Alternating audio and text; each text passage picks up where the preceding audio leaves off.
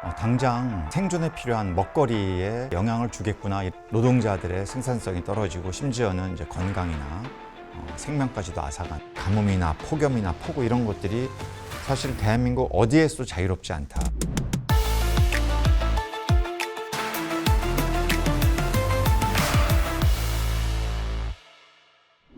안녕하세요. 저는 서울대학교 환경대학원에서 기후, 에너지, 환경 경작을 가르치고 지속가능 발전 정책을 또 가르치고 연구하는 홍종우라고 합니다. 반갑습니다.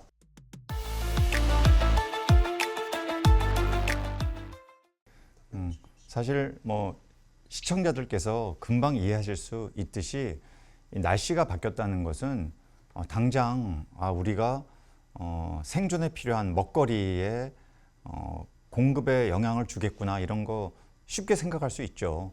말 그대로 농업, 축산업과 같은 우리의 먹거리를 책임지는 산업에 직접적인 영향을 미친다.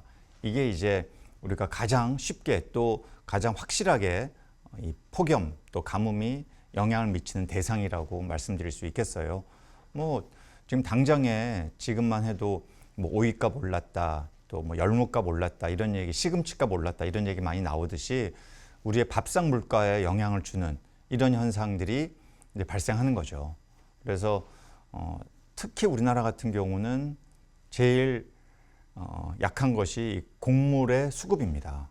우리나라가 쌀 정도 자급하죠. 나머지는 대부분 다 수입하는, 특히 한돈, 한우 이런 거 공급하는 데 필요한 사료는 대부분 다 100% 수입하고 있기 때문에 이런 가뭄이나 폭염은 우리나라에만 국한되는 게 아니고 전 세계에 영향을 다 미치는 그런 현상이어서 다른 나라의 농산물 가격의 변화가 우리나라의 수입 가격에 영향을 미치게 되고 심지어 그런 나라들이 극단적으로 수출을 아예 금지하게 되면 우리나라가 이런 농산물을 수입하는 데 영향을 주게 되고 따라서 사료 공급이 원활하지 않으니까 국내의 축산물 가격의 폭등을 가져올 수 있는 이런 현상까지 가는 거여서 그렇게 이해하시면 제일 쉽지 않을까 싶습니다.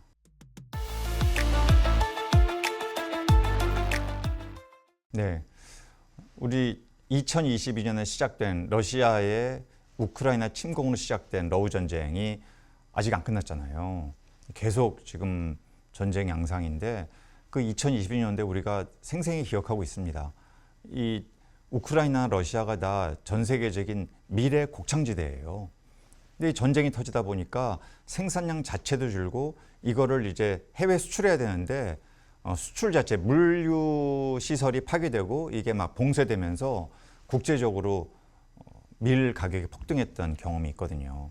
사실은 밀은 또 전 세계적으로 많은 나라들에서 이 주 그런 농산물이기 때문에 이런 것이 미치는 피해가 있는 데다가 거기에 이번에 유럽발 폭염 또 한국에서의 이런 폭염 이런 것들이 전 세계적으로 다양한 농산물 품목에 대해서 공급량을 떨어뜨리는 급감시키는 이런 현상들이 지금 복합적으로 일어나고 있다 이렇게 말씀드릴 수 있겠어요.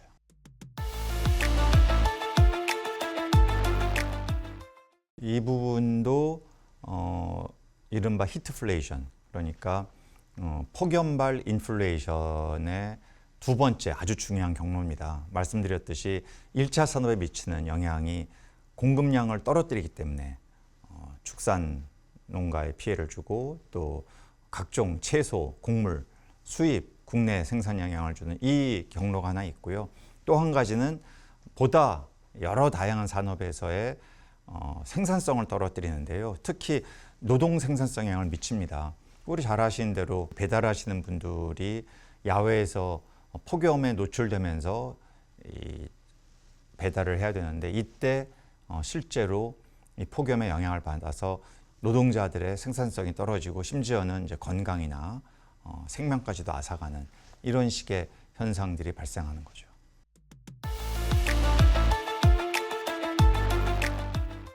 수도권 같은 경우에는 전국적으로 전력 소비의 비중이 가장 높은 지역입니다. 전체 전력 소비의 45%를 수도권에서 소비하고 있어요. 이것은 경기도에는 산업시설도 많기도 하고 또 인구도 워낙 밀집돼 있으니까 이제 에어컨 소비도 증가하는 거죠. 그래서 사실은 잘 생각해 보시면 이 수도권에서의 전력 소비에 비해서 수도권에서의 전력 공급은 부족합니다. 그 얘기는 수도권에 필요한 전기의 일부를 수도권 외의 지역에서 수입해야 한다는 거죠. 최근에 이제 많이 이슈가 되고 있는 용인의 반도체 산단, 두 우리나라 대표적인 반도체 회사가 여기에 10기의 팹을 짓겠다고 하는데요. 여기에 필요한 전력이 최대 15기가와트. 이 15기가와트면은 우리나라 전체 지금 전력 설비가 한 150기가와트 되는데요. 여기에 10%에 해당하는 어마어마한 추가적인 전력 설비가 필요하다는 건데 과연 이거를 수도권에 지을 수 있는 상황이 아니기 때문에 우리의 남쪽에서 지어서 전력을 수도권으로 공급해야 된다. 그러면은 그 과정에서 또 어마어마한 송전탑이 건설이 돼야 되는 문제가 생기는 거죠. 그러다 보니 그렇게 하기보다는 좀 오히려 전력이 많이 공급되는 지역에 전력을 많이 필요로 하는 산업시설이 입지한다면 다양한 지역에서 전력 소비가 분산적으로 이루어지는 이런 식의 어떤 성장 전략을 우리가 추구한다면 이것은 사회 전체적으로 봤을 때 전력 공급의 비용도 떨어뜨리고 또 지역 경제 발전에도 도움이 될 수 있는 형평성에도 도움되는 그런 방식 아니겠나. 이건 해외 사례가 있어요. 스웨덴이 이 남북으로 굉장히 긴 나라예요. 북쪽에서의 전력을 송전망을 통해 남쪽으로 굉장히 먼 거리를 이동해서 전력을 공급하다 보니까 여기에 대한 사회적 비용, 갈등이 막 생기는 거죠. 그래서 북쪽에는 전기요금을 싸게 하고 남쪽에는 전기요금을 비싸게 하는 요금을 차등적으로 매기는 정책을 썼더니 적지 않은 산업시설이 북쪽으로 자발적으로 이동해 가더라.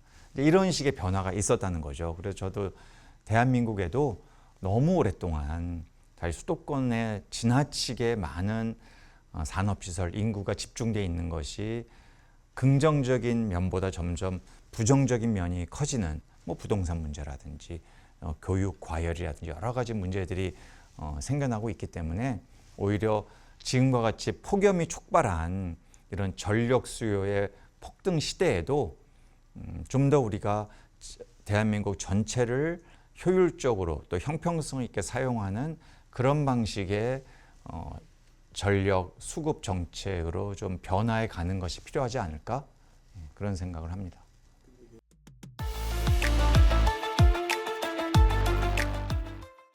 예, 이거는 제가 누차 강조하지만 대한민국의 재생에너지 정책 또 현장에서의 확산 속도는 전 세계적으로 보면은 안타깝게도 너무너무 뒤처져 있습니다.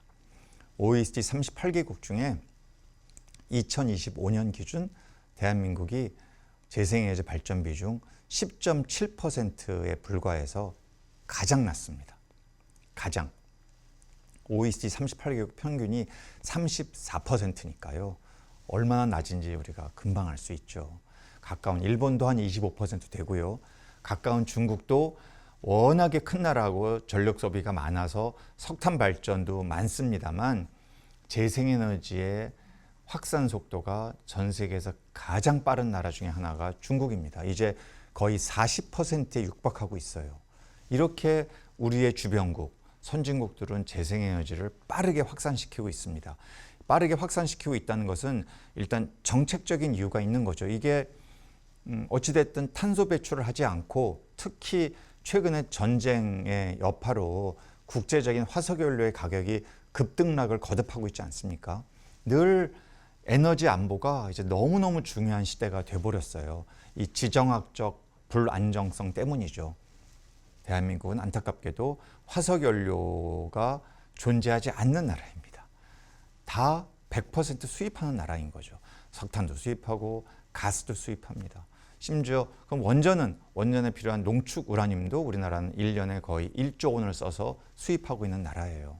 이 모든 전력 공급 없이는 대한민국 경제가 멈춰서는데 다 수입한다. 이게 뭘 시사하느냐?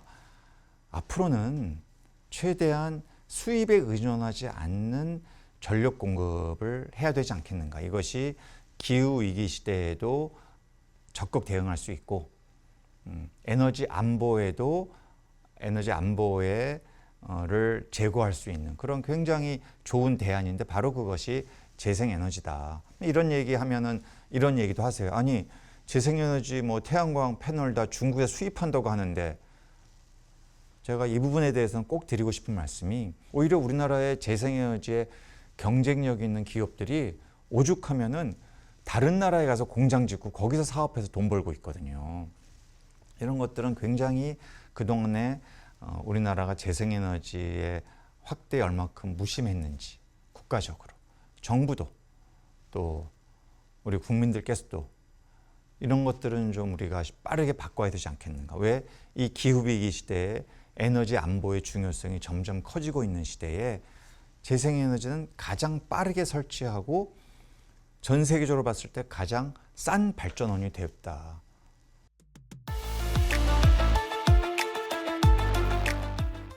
국내적으로 이런 탄소 배출을 줄이는 산업계에 대한 강력한 유인 정책은 바로 배출권 거래제라는 겁니다.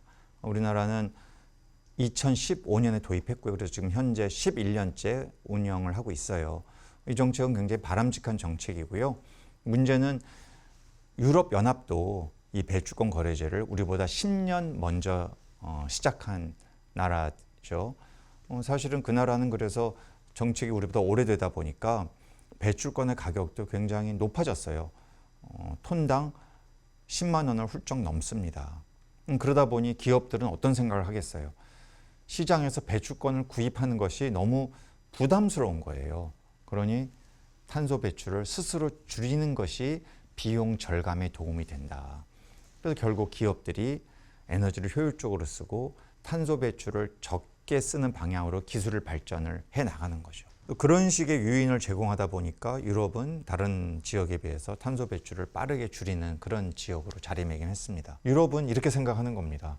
아니 왜 우리는 탄소 배출을 줄이기 위해서 노력을 하고 있는데 왜 다른 나라들은 하고 있지 않느냐. 너희에게도 우리가 똑같은 부담을 강제하겠다. 즉 대한민국이 미국이 인도가 일본이 러시아가 EU에 수출을 하게 되면 특정 품목들 지금 1차적으로 여기에 해당하는 품목이 철강 산업 같은 게 포함되어 있습니다. 이런 제품에 대해서는 그 차이만큼을 유럽은 높은 탄소 가격, 다른 나라든 탄소 가격이 없거나 낮다면 그 차이만큼을 탄소 국경 조정 제도라는 규제를 통해서 공정한 그런 경쟁의 룰을 만들어내겠다. 이런 거죠. 그래서 유럽도 역시 그 기준은 배출권 거래제의 시장에서의 배출권 가격에 기초하고 있습니다. 그러니까 우리나라와 유럽의 가격이 차이가 크면 클수록 이것을 다 확인한 이후에 그에 상응하는 인증서를 강제적으로 구매하게 합니다. 수입업자로 하여금. 쉽게 말씀드리면 관세 같은 거죠. 따라서 우리 제품의 수출 가격이 올라가서 잠재적으로 경쟁력이 떨어질 수 있는 것이기 때문에 저는 그 나라에 가가지고 그 귀한 돈을 갖다 낼 바에는 국내에서 이 탄소 배출에 대한 가격을 지속적으로 상향 조정함으로써 기업들로 하여금 충분히 탄소 배출을 줄이는 유인을 제공하는 것이 그렇게 되면 결국 대한민국 안에서 돈이 돌거든요. 배출권을 사게 되면 사는 기업은 부담이 되지만 배출권을 파는 기업이 있습니다. 파는 기업은 돈을 버는 거예요. 정부 입장에서도 만약에 배출권을 무료가 아니라 유료로 경매를 통해서 판매하게 된다면 정부는 배출권 판매에 따른 세수가 생기는 거죠.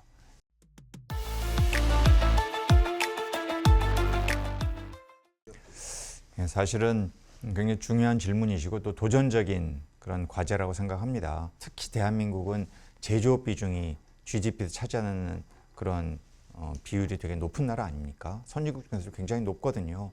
그렇다는 얘기는 이 제조업은 대체로 에너지 지배학도가 높은 산업들이에요. 그러니까 우리나라의 탄소 배출 순위를 보면 전 세계적으로 한 10등 내 9등 정도를 차지합니다. 우리나라 GDP가 현재 한 13위 정도 되거든요. 결국 GDP는 10위권 밖인데 탄소 배출은 10위권 내라는 것은 무엇을 의미하는가? 그만큼 우리나라의 경제 구조 자체가 탄소를 많이 배출하는 구조를 갖고 있다는 것을 보여주는 그런 수치들이죠. 그럼 과연 어떻게 해야 되겠는가? 개별 기업의 입장에서 탈탄소를 하지 않는다면 당장에는 뭐 새로운 기술 투자, 뭐 새로운 어떤 탈탄소 공정에 투자할 필요가 없으니까 도움이 되는 것 같지만 글로벌 시장 자체가 이제 탈탄소 무역 규범이 일상화된 시장으로 바뀌고 있다라는 겁니다. ESG 경영이다, 탄소 국경 조정 제도다. 또 유럽에서는 이제 앞으로 2, 3년 내에 기업의 모든 제품 생산의 전 주기에 걸쳐서 이 공급망 전체에 걸친 탈탄소를 강제하겠다. 내가 중간재를 수입하고 또 완제품을 판매해서 그 제품이 사용되고 나중에 그 제품이 폐기되고 재활용되는 모든 전체 공정 과정, 이 제품의 공급망 사슬 전체에 걸친 탄소 배출이 어느 정도냐를 확인하겠다. 여기까지 이제 가는 거거든요. 이런 걸 우리가 스코프 3라고 하는데요. 이런 범위를 계속 확장해 가면서 하고 있기 때문에 이제 피해갈 수가 없는, 자기 공장에서만 배출한 탄소를 넘어서는 이런 일이 되는 거예요. 아니 뭐 생각해 보시면 우리나라의 주력 산업이 뭡니까? 뭐 조선, 자동차, 철강, 반도체 뭐 이런 것들이 다 우리 주력 산업이잖아요. 또 국내적으로 우리 건설 현장에 시멘트도 많이 필요해요. 근데 지금 말씀드린 이런 것들이, 이런 산업들이 다 탄소 배출을 많이 하거나 전기를 어마어마하게 많이 쓰는 그런 산업들이에요. 대한민국은 또 전기를 공급하는 과정에서 탄소 배출이 많이 일어나는, 왜? 석탄과 가스를 많이 쓰는 나라거든요. 전기 생산에. 그러다 보니 이래저래 탄소 배출을 많이 하는 산업이 대한민국에 집중되어 있다는 거죠. 이것을 근본적으로 해결할 수 있는 것은 전력 공급 자체를 재생에너지를 하는 것. 이것은 탄소 배출을 하지 않는 발전원이기 때문에 굉장히 바람직하고요. 동시에 산업 자체도 공정에서 탄소를 배출한다면 이것을 탄소 배출하지 않는 공정으로 근본적으로 혁신하는 노력이 필요합니다. 이런 걸 우리가 현재 정부도 그런 노력을 지금 기울이고 계획을 아마 곧 발표할 텐데요. 이른바 그린 대전환, GX라고 부르는 거죠. 영어로 Green Transformation, 약자로 GX라고 하거든요. 이런 것들이 이제 그런 노력이에요. 뭐 철강이다.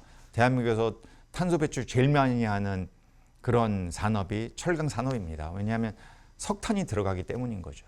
이것을 과연 이렇게 가급적 석탄을 사용을 줄이고 뭐 전기로로 바꾼다든지 아니면 수소로 촉매를 바꾼다든지 이런 굉장히 근본적인 혁신을 해야 하는 이런 것에 직면해 있는 산업들이 대한민국에도 많이 있다. 제가 이게 쉽다고 말씀드리는 게 아니고요. 이런 길로 우리가 가지 않으면 궁극적으로는 경쟁력을 잃을 수 있다는 것이기 때문에 이렇게 좀 가야겠다. 가는 과정에서 기업만 힘을 쓸 수는 없고요. 정부의 각종 필요한 정책, 또 지원, 적절한 유인 이런 것들이 반드시 필요하고 이런 변화된 어떤 시장 질서를 우리 국민들께서도 이해를 하고 여기에 인식의 전환이 꼭 필요하지 않을까 싶습니다.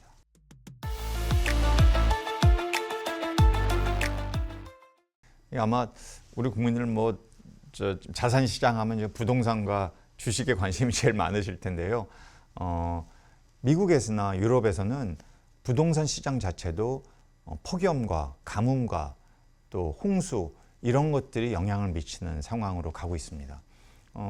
제일 아주 잘 드러난 예가 미국의 플로리다 주예요. 근데 이 바닷가에 살다 보니 태풍도 많이 불고 해수면이 올라오니까 뭔가 이제 불안한 심리가 작동을 하는 거예요. 실제로 피해도 보게 되고 그러다 보니 이분들이 더 이상 바닷가에 사는 것이, 거기에 집 짓고 사는 것이 좋지 않겠다. 오히려 지대가 높은 곳으로 이동해 가는, 그래서 높은 지대에 부동산 가격이 오르는, 거기에 새로운 디벨로퍼들이 부동산을 짓는 이런 현상들이 과거에는 우리가 보기 힘들었던 현상이죠. 기후로 인한 젠트리피케이션이다. 도시의 양태가 바뀌고 있다. 이제 이런 거고요. 모르겠습니다. 한국에서도 이제 부동산 시장을 에서의 수급을 결정하는 요인으로 이런 기후가 언제 본격적으로 등장할지, 사실은 뭐 해외에서는 또 이런 연구기관이나 시민사회에서는 한국도 삼면이 바다에 있는 나라고 바다에 인접한 도시들이 많기 때문에 결코 자유롭지 않다. 해수면 상승이 또 굉장히 빨리 일어나는 지역 중에 하나고 이 북서태평양 지대가 그렇습니다. 또 해수 온도도 굉장히 빠르게 오르고 있는 그런 지역이에요. 그러다 보니 아마 이제 대한민국의 부동산 지형도 이런 젠트리피케이션 영향을 받는 때가 올 수 있다. 이거는 뭐 개개인들이 다 판단을 해보셔야 될 문제지만 정부는 필요한 객관적인 통계를 잘 제시를 해서 어떤 지역이 기후 피해에 많이 노출돼 있는지, 어떤 면에서 노출이 심한지. 작년만 해도 강원도에 극심한 가뭄이 왔잖아요. 앞으로 가뭄이나 폭염이나 폭우 이런 것들이 사실 대한민국 어디에서도 자유롭지 않다. 결국은 개인도 이런 문제에 적절히 적응하는 것이 필요하지 않겠나. 부동산 시장에서도 그런 일은 벌어지고 있다고 생각합니다.